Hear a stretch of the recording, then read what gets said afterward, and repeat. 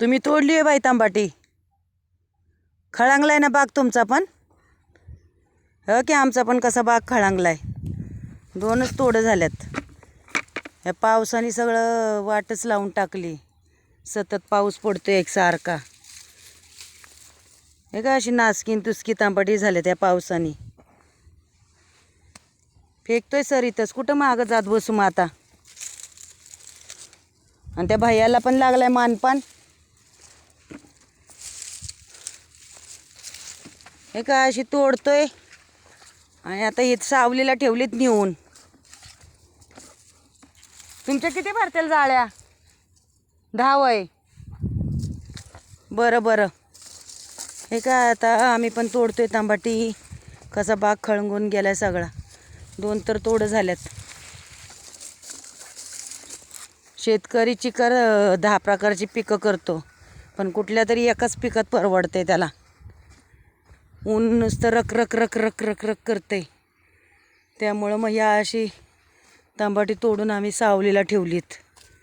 आणि तोडायला आज एक पण माणूस भेटाना, ज्याचा त्याला तोडा चालू आहे म्हणून. काय झाडाखालीच ठेवलाय माल. असं बाग खळंगून गेलाय फारच. परवडते का शेतकऱ्याला? साधली तर शिकार, नाहीतर तांबाट्याचा नाद भिकार आहे. कष्ट करून मारायची बाजू झाली. असं खळंगून गेलाय सगळा बाग खळंगून गेलाय. 2 तर तोडं झालं आणि सतत एकसारखा पाऊस, एकसारखं ऊन, एकसारखा वारं वावदान. त्यांनी तांबाट्याची वाटच लागली ह्यावर्षी. अशी सावलीला तांबाटी ठेवायला लागलीत. त्या भैयाला पण लय अनमान लागलाय. तर आता कधी येतोय भरायला काय माहिती, म्हणून सावलीला ठेवायला लागलाय.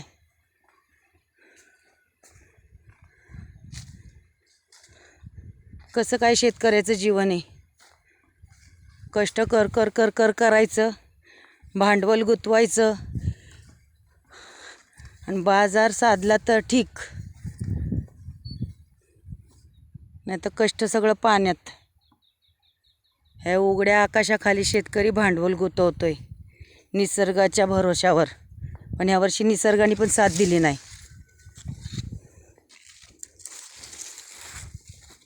कशी काय खळंगले ती तांबाटी. 4 रुपये झाले असते सगळ्यांना, पण या सारख्या पावसाने सगळ्या पिकांना मार दिला यावर्षी. कुठल्याच पिकात परवडलं नाही. नाही सोयाबीनमध्ये, नाही तांबाट्यात, नाही वेली पिकं. कुठल्याच पिकांना बाजार नाही, मार्केट पण नाही. आणि पिकं पण अशी झाली आहेत झुरुमुरू नुसती.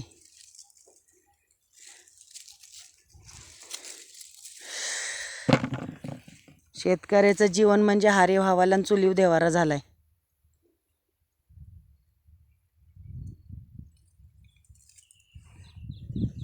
काय करायचं. कसलं ऊन रखरख करतंय. आणि आता ज्याचा त्याचा तोडा असल्यामुळं आज तर काय माणसं भेटलीच नाही. आता उद्या भेटली तर ठीक. त्या भैयाला पण लय अनमान लागलाय.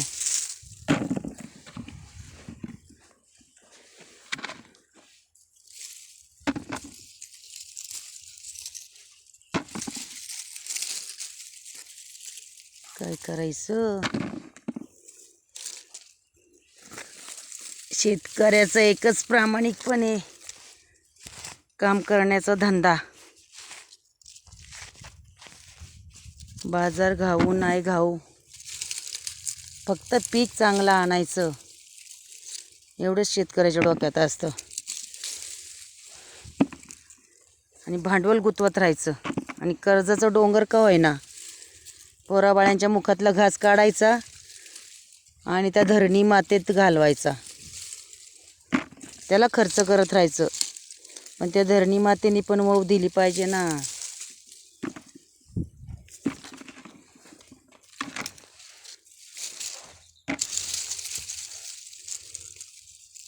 या काळ्या आईचा काही दोष नाही.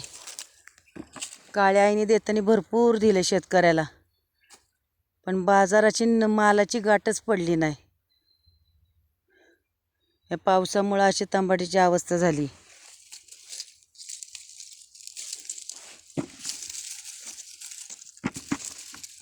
खर्च पण निघणार नाही तांबाट्याचा. पोतच झाले 2-2.5 हजाराला. खांडणीला काढलेत पोती 10. निम्मा पण खर्च निघाला नाही. आणि कष्ट तर आमचं पाण्यातच.